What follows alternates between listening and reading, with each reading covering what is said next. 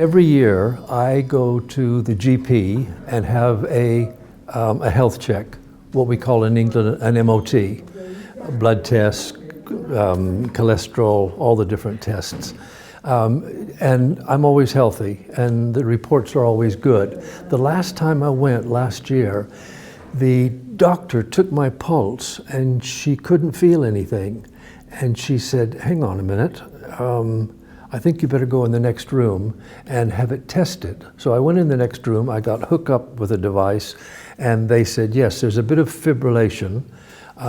It's not much, but perhaps you should go to the hospital and have it checked out officially. So I did, and the doctor said that he said, well, it's only about 1 or 2%, but what's going to happen is that on your birthday, which is 3 weeks away, it'll go up another 1%. And as soon as he said that, I thought, right, I wanted out of here, because I knew that that was not, I'm not living by what's on a screen, and he wasn't giving me the information that I wanted. And he kept talking about what happens in the stroke. So all the rest of the conversation was negative about strokes.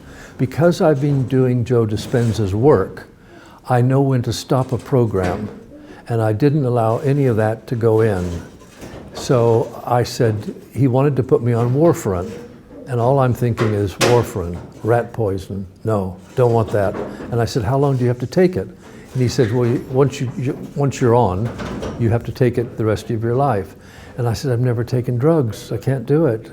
He said, well, I think you better check with your GP. I go back to the GP, she says exactly the same thing. And I said, I can't do it. I just cannot do it. I know that if I can heal myself, which I have from other conditions, then I can get over this. And she said, well, I do have a couple of patients that don't want to go on warfarin. And I thought, right, that's what I needed to hear.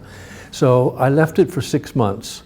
Now, I was about to go to the advanced workshop in Bonn, and I knew that if I put down in my medical list that I take warfarin, I would have been stuck in a category, and I would never have been able to get out of that, because the people that were doing the brain mapping and the testing would have seen that, and they would have put me into the normal box.